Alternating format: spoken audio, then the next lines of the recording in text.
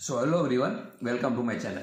तो आज के वीडियो में बहुत ही इंटरेस्टिंग इक्वेशन देखने वाले हैं। X into x plus four into x plus 24 equal to 5 obviously हमें यहाँ पर एक्स और वाई की वैल्यू फाइंड आउट करनी है। ये क्वेश्चन बहुत इंटरेस्टिंग है, इसलिए इसका सॉल्यूशन ध्यान से देखना, राइट। आपको बहुत कुछ सीखने को मिलेगा यहाँ पर। तो देखिए, सबसे पहले हम क्या करेंगे, यहाँ पर एक्सपोनेंट्स में है और यहाँ पर ऐसे इक्वेशन के फॉर्म में, राइट। एक्स लीनियर फॉर्म में है, यहाँ पर एक्सपोनेंट के फॉर्म में।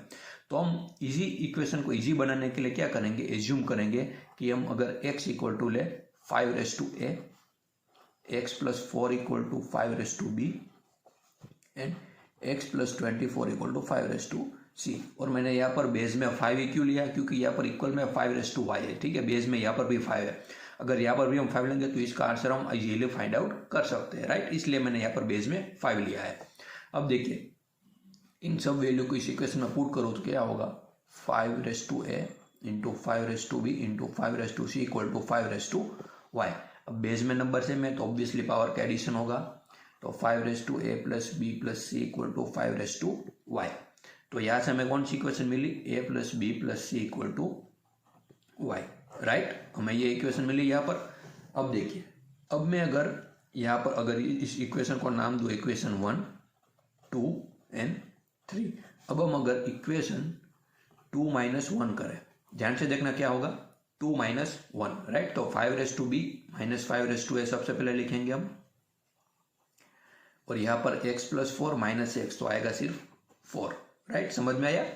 अब इस इक्वेशन में से मैं 5a को कॉमन निकालूं, 5a तो कॉमन निकालो, तो यहाँ पर 5b माइनस a बचेगा माइनस 1 इक्वल टू 4, ठीक है। आई होप कि आपको समझ में आया। बेसिक एक्सपोनेंट्स की प्रॉपर्टी होती है, 5a कॉमन निकाला तो यहाँ पर क्या बचेगा, 5b माइनस a माइनस 1। इसी सेम तरीके से अगर मैं अब लिखूँ इक्वेशन 3 माइनस 1, यहाँ पर 3 है, 3 माइनस 1 करेंगे तो क्या होगा, 5c minus 5a equal to x plus 24 minus x तो आएगा 24। सेम इसी तरीके से यहाँ पर भी 5a कॉमन निकालेंगे हम, तो यहाँ पर बचेगा 5c minus a minus 1 equal to 24, right. अब देखना, अब इसका सोल्यूशन ध्यान से देखना, यहाँ पर क्या करने वाले हैं, यहाँ पर 5 है और यहाँ पर 5b माइनस a माइनस 1 है इक्वल टू 4 है। अब क्या ये पॉसिबल हो सकता है, मतलब कोई नंबर हो इंटीजर, राइट। इन सब की वैल्यू इंटीजर होनी चाहिए। ये बात आपको नहीं पता तो बता दूं, इन सब की वैल्यू क्या होनी चाहिए, इंटीजर। अब किसी भी इंटीजर का मल्टीप्लाई जब आप 5 से करोगे तो क्या उसका आंसर कभी भी 4 आ सकता है, नहीं आ सकता।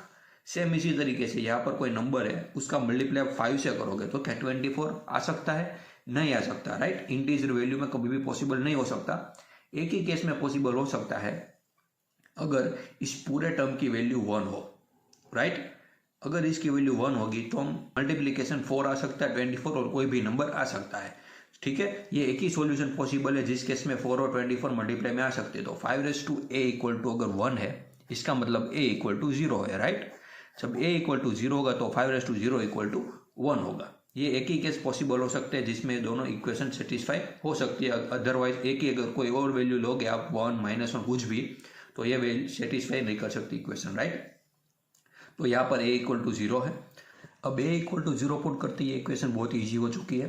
a इक्वल टू 0 अगर इस इक्वेशन में पुट करूँ मैं, तो 5b minus 5a equal to 4 है, तो 5b माइनस 1 इक्वल टू 4 हो जाएगा। तो 5b इक्वल टू क्या आएगा, 5। तो आंसर b का 1, राइट। इस केस में पॉसिबल हो सकता है b इक्वल टू 1।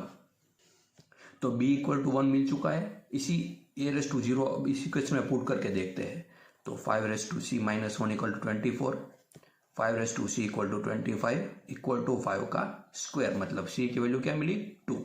तो यहाँ पर a b c और तीनों की वैल्यू मिल चुकी है, 0 1 एंड 2।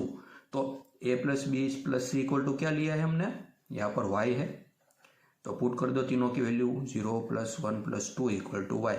तो y की वैल्यू हमें यहाँ पर मिल गई है 3, y की मिल गई। फाइंड आउट किसकी करनी है, बाकी सिर्फ x की, और x की ऑब्वियसली 5a है, तो 5a इक्वल टू क्या है, 1, a⁻0। तो x की वैल्यू यहाँ पर 1। अब हम एक बार पुट करके देखते हैं कि ये इक्वेशन को सेटिस्फाई करती है या नहीं। तो x की जगह 1 पुट करूँ तो 1, 1 plus 4 5, 1 plus 24 25 equal to 5y। 5 का क्यूब क्या होगा, 125, 5, तो 25 इंटू 5 125 ही होता है। ठीक है, तो ये वैल्यू इक्वेशन को भी सेटिस्फाई कर रही है।